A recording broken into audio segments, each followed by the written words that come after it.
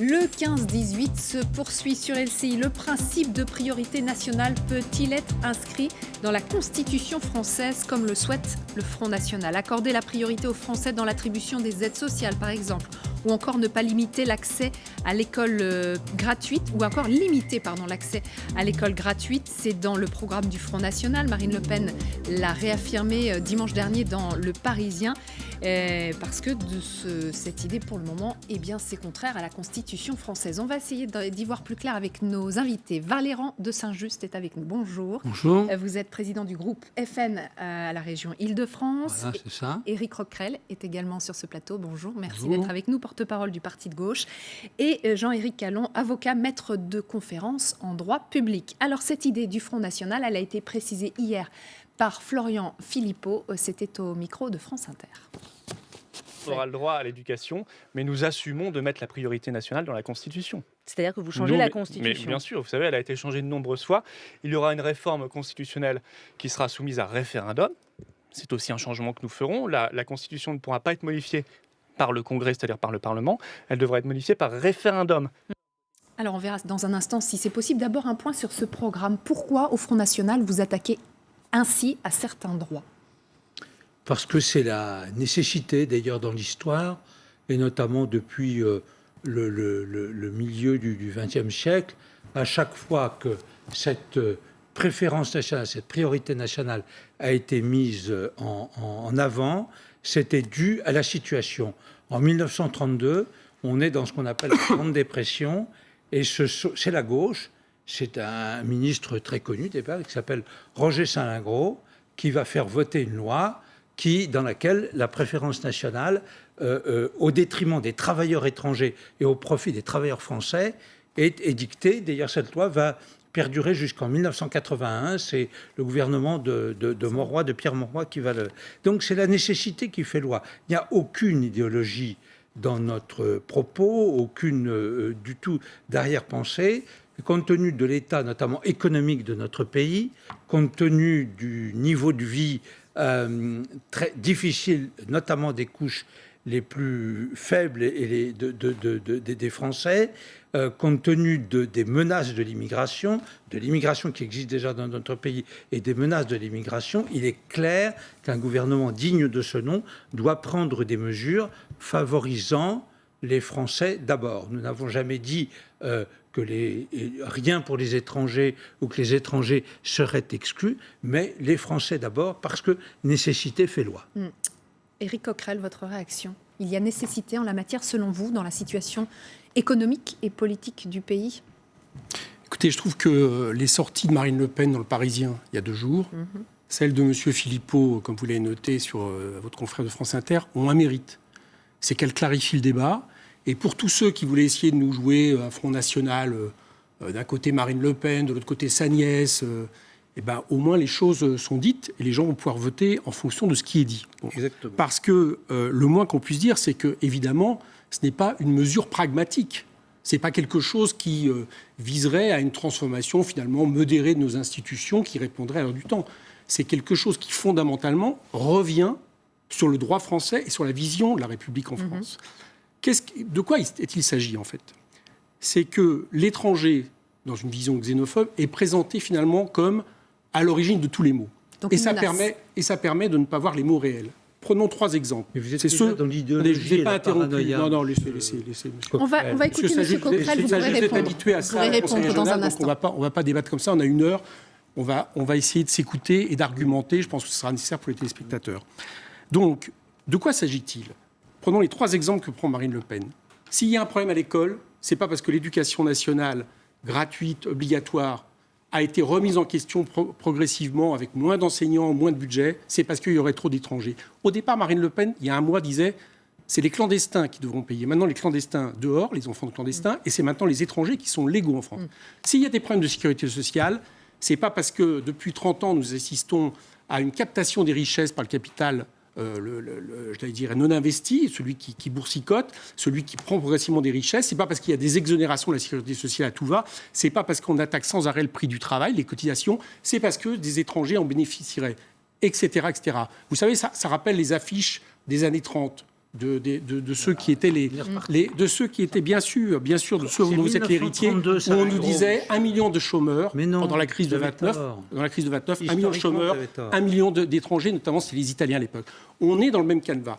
Et à travers ça, attention, parce que ce qui est remis en question, ce n'est rien de moins que la façon dont est basée cette République, qui est basée sur des droits naturels, donc universels depuis la Révolution française, qui sont l'idée de quelque chose qui est basé sur la République et qui est l'idée d'une nation généreuse, d'une nation qui ne regarde pas à savoir d'où vient telle ou telle personne sur son sol. D'ailleurs, le Front National revient en même temps sur le droit du sol, mais qui a justement une vision, je dirais, universaliste et égalitaire de la façon dont les gens qui vivent sur son sol et peuvent s'intégrer à la République. C'est donc deux visions totalement différentes. Il y a la vision rabougrie du Front National qui explique que l'étranger est l'adversaire de tout. Il y a nous qui expliquons qu'actuellement, on ferait mieux de se tourner sur la finance, le libre-échange international et globalement tous ceux qui captent les richesses. Effectivement. Alors, Monsieur Calland, vous allez donner votre point de vue sur la modification de la Constitution. Juste, on rappelle, effectivement, l'un des fondements de la République, c'est dans la Constitution, sur l'école gratuite pour tous. La nation, vous savez, madame, il y a un exemple très précis à donner. Je pense que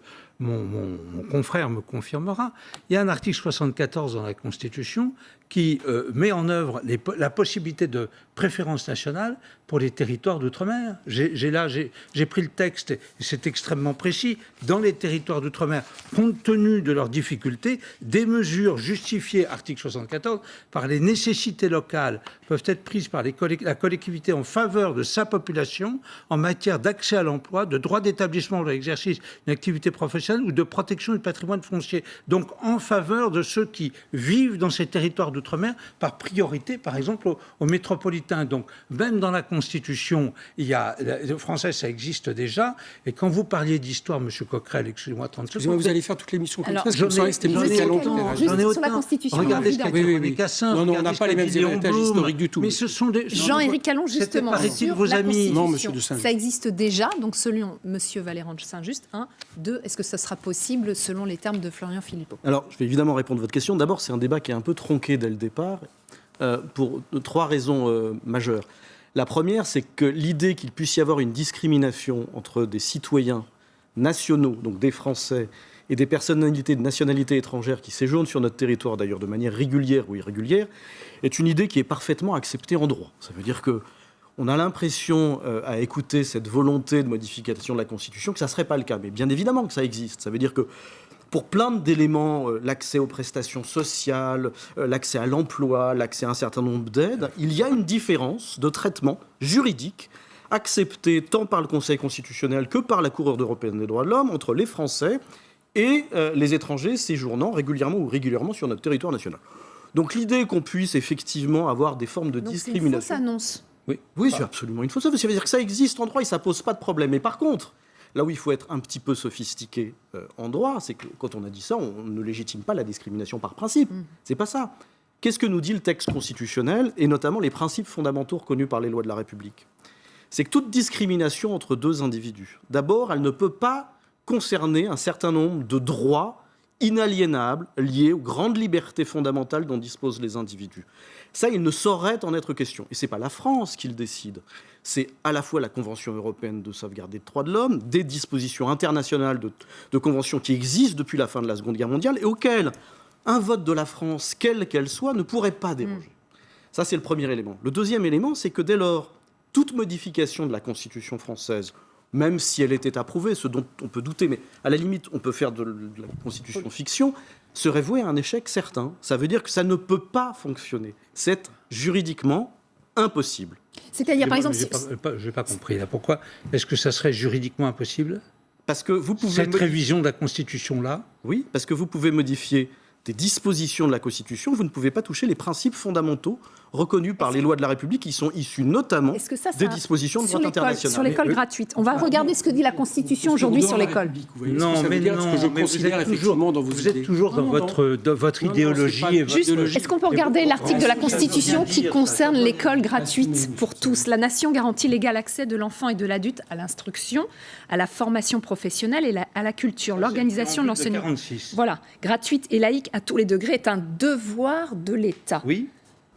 Donc, garantit l'accès Eh à bien, l'éducation à tout compte tenu enfant. du Ça, vous poids, pouvez le remettre en M. cause. Coquerel parlait tout à l'heure de l'éducation nationale, mais toutes ces classes où il y a 10 nationalités, notamment dans les quartiers les plus difficiles que nous connaissons, c'est devenu insupportable. Donc il faut que ça soit changé par le pouvoir politique et cette partie-là du préambule sera soumise à une révision constitutionnelle. C'est clair, c'est évident. Alors on va pouvoir faire du juridisme pendant très longtemps, c'est sûr, mais là il y a une volonté politique. Vous savez mesurer le nombre d'enfants, d'élèves étrangers aujourd'hui en France? Mais bon, enfin, écoutez... Bien sûr que non, et votre maire de Biarritz a été condamné pour cette histoire, parce que ce que vous mettez dans les enfants étrangers, c'est les enfants qui sont français, nés d'immigration la plupart du temps, monsieur. Non, mais si, bien sûr, vous anticipez le droit du sang que vous voulez mettre en place en France. L'immigration légale et l'immigration clandestine, vous parliez de sécurité sociale, vous savez très bien le poids de l'AME sur la sécurité sociale à l'heure actuelle. L'immigration légale et l'immigration clandestine pèsent d'un poids insupportable sur l'éducation nationale. Si vous voulez contester ça, M. Coquerel, c'est que vous n'avez jamais mis les pieds dans les quartiers les plus défavorisés de notre pays. Justement, M. Coquerel va pouvoir vous... l'éducation. On peut y revenir juste après le rappel des titres. On est obligé de faire une pause et vous aurez évidemment un droit de réponse. À tout de suite. La priorité nationale inscrite dans la Constitution française, c'est ce que veut le Front National. Est-ce que c'est possible? On continue d'en débattre avec nos invités. On s'était quitté sur une dispute, on va dire, entre Valérand de Saint-Just et Éric Coquerel sur le fait qu'il y avait trop d'étrangers, pour reprendre en substance, votre avis, monsieur de Saint-Just, dans les écoles françaises. Vous n'étiez pas d'accord, Éric Coquerel, et vous alliez répondre. Le problème de l'éducation, il n'est pas là. La question, c'est que tout l'argument du Front National, ça vise à partir de choses qui seraient pragmatiques et en réalité à les appliquer et ainsi à changer les principes républicains. Je parle de l'éducation, par exemple. L'éducation en France, théoriquement, elle est publique, gratuite, laïque et obligatoire. Les mesures proposées par le Front National la feraient devenir payante, ethnique et dérogatoire. Et contraire sur plusieurs points qui sont contraires à la façon dont on voit l'éducation. Premier point, par exemple. C'est la fin du caractère obligatoire de l'école nationale, héritée de Jules Ferry. Parce que si vous estimez que vous devez faire payer l'école, si les parents ne les payent pas, évidemment, leurs enfants ne vont plus à l'école. Donc, vous remettez en question cette loi qui date quand même de 1880, Jules Ferry. Deuxième exemple. Il y a, et la France adhère à ces accords internationaux, une dimension universelle des droits de l'enfant, et qui vise notamment à estimer que l'enfant, c'est un individu à part entière, qui n'est pas lié à son déterminisme familial, qui n'est pas lié à son héritage familial, mais qui doit être donc considéré dans ses droits en tant que tel. Il est évident qu'à partir du moment où vous considérez un enfant à l'école en fonction de l'origine de ses parents, d'accord, puisque maintenant, c'est plus seulement les clandestins. C'était les clandestins il y a un mois, ce qui montre bien d'ailleurs que progressivement, si vous voulez, le discours se généralise. Eh bien, vous remettez tout simplement en question les droits de l'enfant, qui sont des droits universels et internationaux. Donc, on voit bien là qu'on est en train, en réalité, sous prétexte de dire que vous allez résoudre les problèmes d'éducation, ce qui n'est absolument pas le cas, d'accord, puisque la question des étrangers, et d'ailleurs Monsieur de Saint-Just pose la question des enfants soi-disant étrangers, qui sont souvent des enfants d'origine étrangère, donc français, je vous rappelle, on est encore sur le droit du sol, d'accord, comme le problème des écoles. Et ils disent des cas, mais allons-y. Il se trouve que le Front National ne fait pas ses meilleurs résultats dans tous les départements, Hauts-de-Seine, Seine-Saint-Denis, où on est d'ailleurs loin des chiffres et des pourcentages qu'il donne, mais dans des endroits où les étrangers sont souvent, où les enfants nés de parents étrangers sont souvent beaucoup moindres. On agite là sur le fantasme. On fait croire que c'est l'étranger le problème de tout, le problème global. C'est la réponse première de Marine Le Pen. Et encore une fois, moi je le dis, c'est une façon de ne pas remettre en question le système et de ne pas remettre en question les problèmes réels que connaissent notre pays, qui sont liés à la crise du capitalisme, à la crise structurelle. Voilà les vrais termes. L'étranger est un exutoire commode. Et c'est là le débat maintenant qui doit être engagé vis-à-vis du Front National. Valérand de Saint-Just, effectivement, il y a les droits de l'enfant aussi que vous remettriez en cause. Vous ne pouvez pas le contester, là. Il ne faut pas faire de confusion comme l'a fait M. Coquerel. Toutes les personnes et les enfants de nationalité française, il n'y a aucun problème. Donc il faudra faire des distinctions les étrangers, entre... Les étrangers... Vous gardez le droit du sol, monsieur Vous gardez le droit du sol? Non, ça c'est donc il y a un problème. Vous remettez en question le droit du sol, monsieur. Tout à fait d'accord. Donc ils seront étrangers. Remettons en cause le droit du sol, M. Coquerel. Vous le savez très bien. Et la façon d'acquérir la nationalité française. Donc quand on a la nationalité, ce que ça veut dire, monsieur. Quand on a la nationalité française aujourd'hui, et il n'y a aucun problème, et il n'y aura aucun problème. Il y a environ 5 millions de jeunes dans ce pays qui viendront étrangers par vous. N'essayez pas de me couper complètement la parole. Ensuite, vous avez des étrangers. Vous mettez en question comme un droit hérité de la Révolution française. Ça ne m'étonne pas. Des étrangers en situation régulière. le Front National propose, en ce qui concerne l'éducation, un délai de carence. Et en ce qui concerne les clandestins... Qu'est-ce que c'est qu'un délai de carence, monsieur ? C'est-à-dire que pendant 1 ou 2 ans, on considère que ces enfants ont à payer, les parents ont à payer l'école. Exactement. D'accord. Ce que vous disiez... excusez-moi, non, mais je pense qu'il faut être précis. Il y a un mois, vous êtes d'accord que c'était ce que vous appliquiez aux clandestins. Maintenant, vous l'appliquez à tous les étrangers. De toute façon, on voit que c'est en train de s'élargir. Tout le programme sera donné au mois de février, début février, et vous reviendrez pour le critiquer, il n'y a pas de problème. Et en ce qui concerne les clandestins, il n'est pas question, puisque les clandestins n'ont pas vocation à rester sur le sol français, qu'on les considère comme devant être... Donc regardez, les enfants de clandestins sont mieux dans la rue que dans l'école française. Non, les enfants de clandestins sont mieux dans les pays d'où ils viennent. Ils doivent être expulsés dans les pays d'où ils viennent. Voilà, c'est certain. Vous allez les expulser ? Non, la loi l'interdit à l'heure actuelle. Ça sera fait par des moyens particulièrement humains. Et n'essayez pas de caricaturer cela. Mais je ne caricature pas. Je note qu'il y a un mois, vous étiez pour les faire payer. Maintenant, vous les expulsez tout de suite et vous faites payer les étrangers en situation régulière. Vous n'expulseriez jamais les clandestins. Vous vous rendez compte que la France serait le seul pays qui appliquerait ce genre de disposition, monsieur ? C'est possible. Mais la France est dans un état contraire à la particulier d'immigration légale. C'est la vision d'immigration clandestine qui est devenue, grâce à votre action et grâce au laxisme de vos amis, on parle des clandestins. Vous insupportable. Mais de toute façon, Monsieur Coquerel, nous ne sommes pas d'accord. En fait, c'est les étrangers. Et vous ne le serez pas. Juste, on va réécouter. Vous êtes pour la préférence étrangère. Moi, je suis pour la priorité nationale. D'accord. Remettre en question un système qui vole les richesses au niveau du travail depuis des années. Et tous vos grands principes que moi j'adore depuis les années 30. On va faire juste une pause, juste pour réécouter Florian Philippot, qui a précisé donc la volonté de modifier la Constitution donc voulue par le Front National. On va la réécouter. On peut mettre le principe de priorité nationale dans la Constitution. Nous pouvons aussi y mettre l'idée que notre pays doit retrouver sa souveraineté pleine et entière, ce qui suppose de retirer les traités européens de la Constitution. On peut également y mettre cette réforme institutionnelle, notamment l'idée que nous voulons, un Parlement qui soit plus restreint en termes de nombre d'élus, 300 députés, 200 sénateurs, mais mieux élus. C'est-à-dire avec une Assemblée nationale enfin élue à la proportionnelle intégrale, c'est-à-dire qui représente tous les Français et surtout qui cesse d'être une caisse enregistreuse des directives de Bruxelles. Qui fasse vraiment une loi française, qui soit une loi souveraine. Jean-Henri Callon, il y a beaucoup de choses qui sont dites, on va les détailler. Juste, Florian Philippot, dans sa justification, dit « c'est pas la première fois que la Constitution française elle est modifiée ». Oui, c'est vrai. Et ce qui est assez intéressant, c'est que le Front National rejoint en réalité une partie des autres partis politiques qui avaient un discours relativement traditionnel là-dessus, qui est modifiant la Constitution. Or, pour moi qui suis constitutionnaliste et qui l'enseigne à l'université, la Constitution est un texte qui ne doit pas être modifié dès qu'on veut une majorité politique. C'est un texte stable, d'autant plus en l'espèce qu'on oublie de préciser que ce qui n'est pas dit dans le discours là et ni présentement, c'est que, pas directement, c'est que le Front National veut modifier le préambule de 1946. Et deux petites précisions sur cet élément-là. Le préambule de 1946 n'a jamais été révisé depuis 1946. Jamais. On ne l'a jamais touché. On n'y touche pas. C'est un principe fondamental de la République. C'est un principe fondamental reconnu par les lois de la République. Il est intégré à ce qu'on appelle le bloc de constitutionnalité. On peut déterminer les termes. Un certain nombre de principes fondamentaux qui ont été dégagés par le Conseil constitutionnel par la suite proviennent du préambule de 1946. Et il constitue comme ça un ensemble de textes qui va être au sommet, en réalité, de notre hiérarchie juridique. Mais plus fondamentalement, le préambule de 1946, il faut voir par qui il a été rédigé et dans quelles circonstances. Ce n'est pas un texte comme les autres. Notre texte constitutionnel et ce qu'on appelle l'ensemble de blocs de constitutionnalité, il vient de notre histoire constitutionnelle. La déclaration de 1789, la Révolution française, issue du siècle des Lumières. Le préambule de 1946, issu de la barbarie de la Seconde Guerre mondiale et du totalitarisme nazi et de l'occupation nazie. Et le préambule de 1946, il a été rédigé par qui ?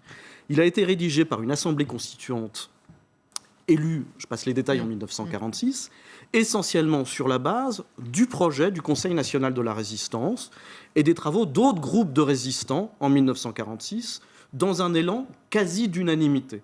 Et cette unanimité républicaine, dans laquelle il y a un lien fondamental entre le siècle des Lumières, la déclaration de 1789, les principes fondamentaux et l'affirmation que, au-dessus des partis politiques, au-dessus du Parlement, au-dessus même, quelquefois, du peuple lui-même, il existe des principes qui doivent gouverner nos républiques et nos démocraties, qui sont inchangeables et qui sont liés aux libertés fondamentales. Le discours du Front National aujourd'hui vient pour la première fois vouloir modifier cet ensemble bâti avec des siècles de réflexion constitutionnelle. Valérie de Saint-Just. Je suis tout à fait en opposition avec ce que vous dites. Ça, ce ne sont pas des faits. Comment ? Ce ne sont pas des faits. Non, ce ne sont pas des faits, ce sont des interprétations de la part de monsieur qui nous parle de ce bloc de constitutionnalité qui serait totalement inchangeable. Nous ne voulons il n'a pas dit que c'était inchangeable, il a dit dans quelles conditions ça avait été fait. Nous ne voulons absolument pas toucher aux principes fondamentaux de la République. Maintenant, ce préambule a été rédigé en 1946, il a été rédigé par des gens qui se sont exprimés aussi sur les questions de souveraineté nationale, de priorité et de préférence nationale, et puis il y a la réalité de 2017. Et la réalité de 2017 peut nous amener par référendum, parce que là où je ne vous suis pas, monsieur, ce que vous m'avez dit, et ça c'est une question un peu de philosophie générale du droit public en France, vous dites au-dessus de la volonté du peuple, il y a ces... Non. Au-dessus de la volonté du peuple français, il n'y a rien. Et nous avons toujours dit, et Florian Philippot l'a dit, que si des révisions de la Constitution étaient nécessaires, parce que quand on l'examine bien, il n'y a pas grand-chose, ça serait par référendum, ça serait la volonté du peuple. Évidemment que s'il fallait toucher et rajouter quelques mots que j'ai même rédigé là au préambule de 46, ça se ferait par référendum. Donc nous ne voulons toucher à rien, nous voulons simplement préciser, compte tenu des épreuves très importantes que subit le peuple français à l'heure actuelle. Et encore une fois, moi je voudrais qu'on sorte de ce qu'exprime M. Coquerel, cette sorte d'hystérie, il faut bien dire, quand on parle de préférence nationale ou de priorité nationale. Vous n'avez pas des termes psychologiques pour déterminer la politique. Oui, mais quand même, regardez M. Coquerel. Ça détermine assez les origines. Regardez, M. Coquerel, ce qu'on appelle l'exception culturelle. C'est-à-dire cette priorité nationale, priorité française pour tout ce qui concerne les biens culturels. Là, il n'y a pas de problème. Quel rapport, monsieur ? Là, il n'y a pas de problème. Personne, au contraire, ce serait même une idée de gauche, etc., etc. Voilà, cette affaire de priorité nationale est une affaire totalement naturelle, mais c'est vrai que notre discussion va plus loin encore que cette priorité nationale, et je me disais ça en entendant mon contradicteur. Nous parlons, en fait, aujourd'hui, on parlait des traités européens, etc., de la souveraineté nationale, du retour en Europe, mais un peu dans tous les pays du monde, et par exemple aux États-Unis, et par exemple en Angleterre, de l'idée de nation. On a voulu nous faire abandonner l'idée de nation. On a voulu mettre au point des supranationalités. Ce mondialisme effréné dont on parle. Il y a un retour, selon vous, avec le Brexit, c'est Trump évident. Abaisser les frontières, ça n'existe pas. Un pays, les êtres humains ne s'épanouissent bien qu'à l'intérieur d'une nation, avec des frontières protégées. Et ce sont ces idées-là qui, aujourd'hui, reviennent, et de façon pragmatique et tout à fait normal, le Front National comprend ces réalités. Il faut se protéger. Mais évidemment, et se protéger les responsables contre qui? de politique, qu'est-ce qu'ils ont comme devoir? C'est de protéger leurs nationaux. Nous, si nous accédons au pouvoir, nous aurons comme vocation et comme devoir de protéger les Français d'abord. C'est clair. Toute autre expression est, à mon avis, en tout cas, totalement artificielle, pour ne pas dire autre chose. Moi, je veux revenir. Je pense pas qu'il y ait. Je pense qu'il y a une conception politique que M. Callon a parfaitement résumée. Non pas qu'elle ne soit pas changeable. C'est vrai que le peuple peut décider de changer, mais la question, c'est de savoir si on rompt avec un héritage qui, globalement, fait consensus en France depuis 2 siècles, sauf sous Vichy, où effectivement, il y a eu, par exemple, des lois remettant en question définitivement la question écoutez, vous arrêtez, c'est injuste. Alors, c'est insupportable. On rappelle juste des faits. D'accord. Non, mais c'est pas des faits. Je donne mon opinion. J'ai pas interrompu monsieur. Celui qui le prononce. On vous écoute, monsieur Coquerel. Donc on va recommencer. Donc, sauf sous Vichy, où vis-à-vis des enfants juifs ont été pris des lois remettant en question, effectivement, la question du droit du sol, mettant la question du droit du sang, et notamment contre les populations et les enfants et les familles d'origine juive. Bien. Donc, en dehors de cette période de Vichy, on a un socle commun qui, effectivement, a été renforcé en 1946. Pourquoi il a été renforcé ? Parce que ce qui a été dit est important. C'est qu'il y a une victoire sans appel sur une vision ethnique et raciste de notre société et du monde, qui était l'Allemagne nazie. Bien. Et à partir de là, cette victoire, effectivement, a fait en sorte que le préambule de 1946, on peut dire qu'il est, à part peut-être la Constitution de 1993 qui n'a pas été appliquée, mais il va le plus loin, justement, dans cette vision républicaine qui correspond à un pays, la France, qui a, dans son droit, dans sa vision, l'idée que nous proposons des principes universels, justement, ça qui fait la grandeur de la France. Bien. Et là, c'est ça qui est remis en question. C'est ça qui est remis en question de manière importante. Je l'ai dit pour l'éducation, mais c'est appliqué aussi Madame Le Pen propose de l'appliquer, il faut le dire, à la sécurité sociale. Donc, par exemple, la sécurité sociale, née en 1946, qui était considérée par ses fondateurs comme quelque chose de géré par le monde du travail. Là, tout d'un coup, quelqu'un qui travaillerait en France, qui cotiserait pendant 2 ans, n'aurait pas le droit de bénéficier de ces cotisations. C'est ce que propose M. de Saint-Just. Là aussi, il y a une rupture totale de fait. On n'est plus considéré comme quelqu'un qui est salarié et travailleur en France avec le même contrat de travail. On est considéré différemment selon que l'on est français ou que l'on n'est pas français. Et on a avec M. de Saint-Just que cela va même jusqu'à des enfants nés sur le sol français qui seraient de facto étrangers. C'est pareil sur un différent nombre de sujets. Donc, c'est des choses qui sont une remise en question absolument profonde de ce qu'est la France. De ce qu'est la France. Et tout ça, alors M. de Saint-Just nous dit, mais vous comprenez, on ne peut pas se payer le luxe aujourd'hui en 2017 de 46. Mais enfin, M. de Saint-Just, vous savez très bien que notre pays est incomparablement plus riche en 46, que la richesse n'a pas cessé de croître dans ce pays, que la différence, c'est qu'elle est répartie depuis 30 ans de manière toujours plus inégale entre le monde du travail et, encore une fois, ceux qui possèdent les actions. C'est ça, monsieur, le problème. 46, c'est un pays détruit. C'est un pays qui a été détruit par la guerre, par l'occupation nazie, qui se retrouve et qui, malgré tout, invente la sécurité sociale, pas seulement pour les étrangers, pour tous les gens qui travaillent sur le pays. Et ce, contrairement à ce que peut aussi expliquer le Front National, dans un pourcentage d'étrangers en France qui est relativement stable en réalité. Relativement stable. Alors donc tout ça est de l'ordre du fantasme. Et moi, ce qui m'intéresse, encore une fois, c'est que on parle de ça, vous avez posé cette question-là aujourd'hui. Nous ne sommes pas en train de poser la question, par exemple, prioritaire, de savoir où nous entraînent nos modes de civilisation productiviste et capitaliste sur la question de l'environnement. Et nous proposons, par exemple, de constitutionnaliser la règle verte. On ne parle pas de la façon dont la finance internationale et les actionnaires aujourd'hui captent les richesses. On parle de quoi? C'est l'étranger et le pauvre qui est l'adversaire. Voilà ce à quoi nous amène le Front National. Cette menace de l'étranger, parce que vous nous dites c'est nécessité fait loi. La nécessité d'aujourd'hui, la réalité de 2017 fait qu'on est obligé de se protéger. Juste, on a envie de vous faire réagir à Jean-Marie Le Pen, lors d'un discours de 2010, lors d'un conseil national du Front National. On va juste l'écouter pour que vous puissiez réagir. Cette révolution sera celle du principe naturel de la préférence nationale qui nous fera aider en priorité nos SDF aux clandestins qui peuplent par milliers les hôtels de France aux frais du contribuable. Voilà, on est déjà en 2010, c'est déjà le quai. C'était déjà le cas. Grâce aux amis de M. Coquerel, ça n'a fait que s'aggraver. Voilà au moins un leader du Front National qui se reconnaît dans M. Le Pen. M. Coquerel parle de fantasme, mais lui, c'est toute discussion comme ça avec lui est toujours pareil. Il faut toujours qu'il en revienne. Alors, il nous a parlé de Vichy, il nous a parlé de vision ethnique et raciste, à l'immigration sans arrêt. Il nous a parlé des Juifs pendant la Deuxième Guerre mondiale. Oui. Alors à partir de cela, il pense qu'il a réglé les problèmes, qu'il a étalé son adversaire et qu'il a réglé les problèmes. Non, je ne veux pas vous étaler.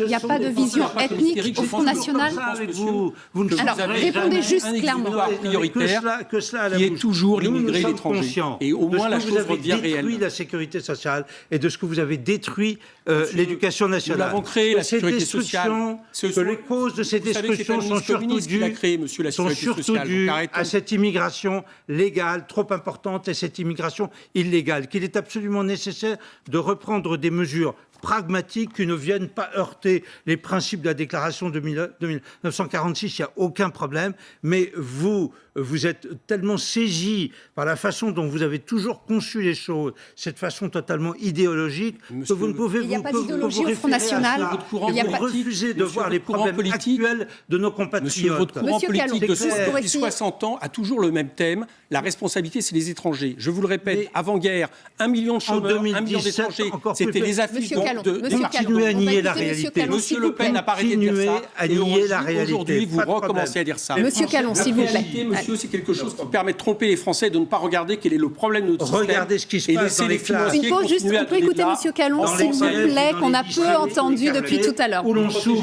On ne va pas y arriver. Allez-y. Oui, juste 2 mots, parce qu'on parlait initialement de la volonté de réformer le texte constitutionnel. J'ai dit ce que j'en pensais. Je rate juste deux éléments. Le premier, qui est quand même un peu évident, c'est que comme il existe des principes qui existent en droit, je ne parle pas de philosophie politique, je parle de droit, et qui sont liés à des engagements internationaux de la France, et qui sont inclus à la fois dans des dispositions régissant le Conseil de l'Europe, signé en 1950, la Convention européenne de sauvegarde des droits de l'homme, mais aussi l'adhésion de la France à l'Union européenne, l'adhésion de la France à l'Organisation des Nations Unies, et un certain nombre de chartes qui ont été prises. le fait de modifier la Constitution française ne suffit pas en réalité à faire que ce principe de droit serait applicable, puisqu'il ne l'est pas applicable. Il faudrait aussi que la France sorte directement de la totalité de ces engagements internationaux de la France, qui sont applicables directement en droit français, pour lesquels les juridictions françaises se considèrent comme étant compétentes pour en appliquer les principes. L'article 14 de la Convention européenne de sauvegarde des droits de l'homme sur l'absence de discrimination, la jurisprudence de la Cour européenne des droits de l'homme, et la Cour de justice de l'Union européenne, et on pourrait prendre comme ça un certain nombre de dispositions. Ce qui voudrait dire, en simplifiant, et je pense que on peut modifier la Constitution, et le peuple français a parfait droit de modifier la Constitution dans un État démocratique. Simplement, il faut le faire avec un petit peu de sérieux. Ça veut dire qu'il faut que constitutionnellement, les modifications qu'on fasse soient juridiquement possibles.